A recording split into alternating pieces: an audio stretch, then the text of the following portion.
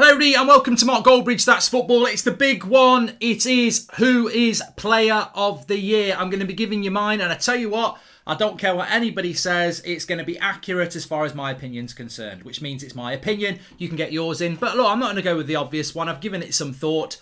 There's a few things I'd like to say at the start. I can't understand why in the middle of May, or the back end of May, I'm wearing a jacket like this. It's cold, it's wet, it's windy. It's like someone did a transfer swap with November and May without permission. Yesterday I did see the BBC did 25 of their football pundits voted for Player of the Year. Not one of them voted for Bruno Fernandez. And you ask a question, why do you pay your BBC licence fee? Unbelievable, absolutely unbelievable. That's the thing I'm going to start off with. I'm going to go with my top three contenders and I'm going to rank them. And I think Bruno Fernandez, definitely. Reuben Diaz, obviously. And then for me, it's either Gundogan, De Bruyne or Mason Mount, with notable Harry Kane as well. Harry Kane's got to be in there as well. So definitely Reuben Diaz, definitely Bruno Fernandez. We'll rank them in the top three, and then either Harry Kane, Kevin De Bruyne, Gundogan or Mason Mount for me, with notable shout outs for people like Jack Grealish and Son. I think they've had good seasons as well. But I just want to say, Bruno Fernandez is clear of Kevin De Bruyne, and yet Kevin De Bruyne is suddenly in the conversation for Player of the Year. I've got no issue with Reuben Diaz being in there. And look, he might well get my Player of the Year. I'll reveal that in a minute.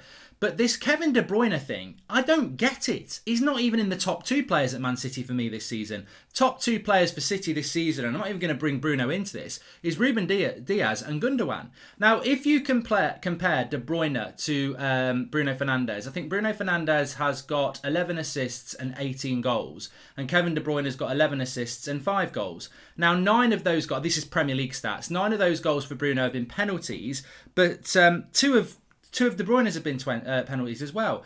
I think Kevin De Bruyne is arguably one of the best players in the world, but we're talking about Player of the Year, not Player of the fucking year, not Player of the World.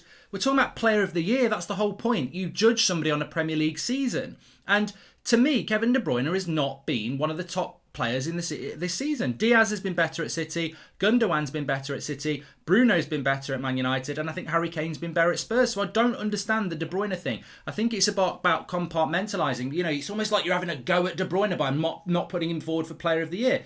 Was Aguero Player of the Year last year, or the year before that, or the year before that, when he was injured a lot but was still probably the best striker in the league?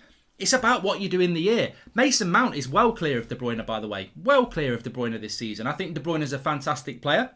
He's only actually played 24 Premier League games compared to, Gundogan's only played 28. And yet Gundogan's got 13 goals and De Bruyne's got 11. And he's only played 4 games more.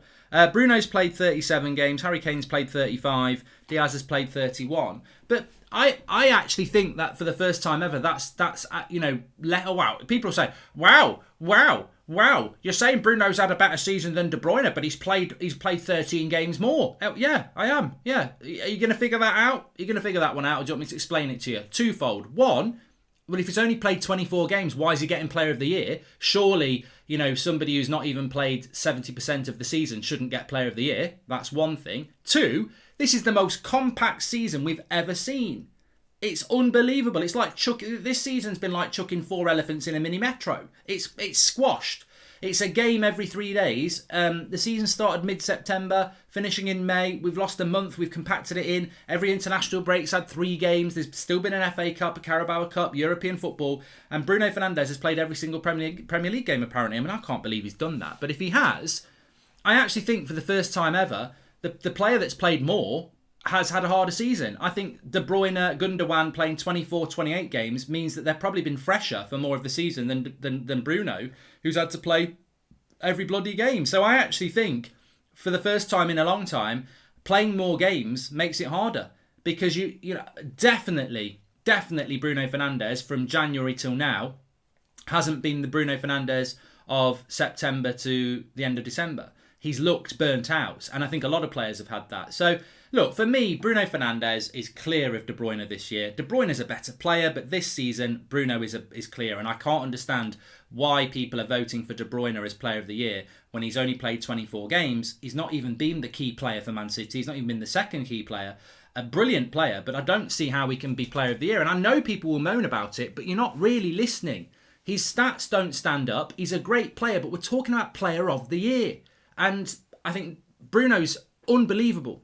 Unbelievable. Even if you take away his 9 penalties, still got 9 goals and 11 assists, which is more than any other attacking midfielder. So he's had a fantastic season, Bruno, and I would definitely put him ahead of De Bruyne. So my top 3, as I said, I think Harry Kane's been brilliant. Harry Kane's got 22 goals and 13 assists in 34 games in a Spurs side that's been a bit shit, let's be honest. So Harry Kane's got to be a consideration. But in at number 3, my player who comes in in third place is Gundogan. 28 games. I didn't realise that he'd scored so many goals. 13 goals in 28 games. What I do remember about Gundogan is I remember around back end of Christmas time, sort of mid-December to early February, Man City were not really in a title race. They had a couple of games in hand, but they weren't really in a title race. They were, but they weren't, if you know what I mean. It looked wide open. It's the best Premier League season we've ever had. That's what everyone was saying just before Christmas. And then by the start of February, it's the worst season we've ever had. Man City's squad's too strong. And a big part of that was Gundogan. He seemed to score every week. He was unbelievable for about 6-7 weeks. And around that, he's been really good as well. But I think Gundogan was absolutely pivotal. And I think around that time, De Bruyne was injured as well. So even more, that was the time. Late sort of mid-December to early February, that was when Man City took the league, really. They just were relentless, and Gundogan was huge in that. So he would be my third choice. Although I am absolutely gutted not to put Mason Mount in. I think Mason Mount for Chelsea has been unbelievable. A player that a year ago I would have said is a bit overrated. You know, Southgate loves him, Lampard loves him. I've seen a lot of Chelsea this season for various reasons, and he's never failed to impress me. He's clearly their best player this season. What a player. I'm excited to see him in the Euros. He really does deserve to be in the conversation for Player of the Year, but I just think the quality of certain players this year has been fantastic. But I would put Mason Mount as 4th place, even though I'm only doing a top 3. So Gundogan at 3. Now, controversial. My 2nd place is actually going to be Bruno Fernandez, because Bruno Fernandez has been unbelievable this season for Manchester United. I mean, it goes back to when we signed him in January, halfway through last season. We weren't a great team. And if you look at United's points accumulation since Bruno came in halfway through last season to now, the points accumulation is ridiculous. It's basically title-winning form if you weren't up against someone like Man City and Liverpool. Like, it's unbelievably consistent. And I always said that about Bruno Fernandes. People get frustrated with Bruno, and especially rivals, because they're like, oh, I watched him, he's shit. He has this amazing talent of contributing even when he doesn't play well. A bit like Ronaldo if Ronaldo was a number 10. He will contribute, whether it's a penalty, an assist, whatever. He will contribute even when he's not playing well. And I think since January, he's been burnt out. And look, Ollie burns players out. We know that as United players. We've seen it with Rashford. We've seen it with Pogba. Bruno's been burnt out. I think since we signed him, which is over, coming up for 18 months, he's barely had time to have a rest. But look, one of the key things that puts De Bruyne in the shadows of Bruno for me is that you can talk about goals and assists and penalties, and he does beat De Bruyne on that. But where he also beats De Bruyne is that in basically they call it big chances created. He's created 20 big chances this season in the Premier League, and De Bruyne has not created that many. So I think De Bruyne is 17. Now look, people will say, well, De Bruyne has played 13 games less. Yes, but De Bruyne is also playing in a Man City side that is elite. Bruno Fernandes is playing in a team that's got McFred behind him, and is quite a defensive team. I mean, how many games did we draw 0-0 against the top 6 where we were just defending?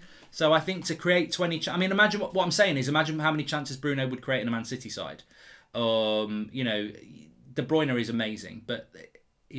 I watch Man United week in, week out. We don't actually create that many chances. We've scored a lot of goals this season, but as a team, we could create a lot more chances. So Bruno Fernandez in 2nd place, which means, look, against my wishes, Reuben Diaz is Player of the Year. He won Football Writers Player of the Year, and I think he does deserve Player of the Year. I don't want him to, but I think Bruno's missed out because he's been overplayed. I think since January, like I say, he's dropped off a bit because he's just so tired.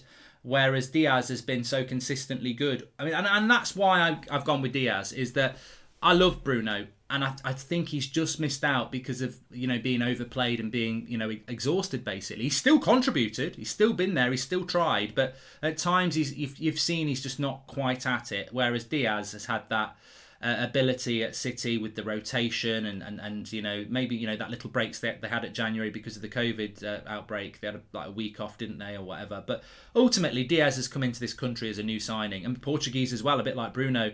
Come in last summer though, and he's been unbelievable. And I think Man City this season, the thing that's really impressed me about City, and I've said it time and time again, we know Pep's teams can score goals, and we know they create chances. But what has been impressive about City this season, and I bet Mourinho's been crying, because Pep's team has been defensively the best in the Premier League by a very long way. The work rate, the ability to keep clean sheets. Again, you look back to that January, February time, they were winning games 1-2-0. Those clean sheets have been pivotal, and it's allowed them to just pull away. And I think Reuben Diaz does deserve it. And I always feel happier when a defender gets it, because for a defender to be in the conversation, they've got to be elite. It's like when Van Dijk won it. When a defender wins it, you've got to be even better than the attackers, because it's not quite rare for defenders to win it. So for me, it's Reuben Diaz. Gundogan third, Bruno second, Reuben Diaz first, for the reasons I've stated there, and a notable shout out for Mason Mount, who I think's been incredible. Get your comments in below, smash a like on the video, make sure you subscribe, and give me your top threes in the comments. Looking forward to see those and the reasons why. Thanks everyone for watching. Speak to you in a bit.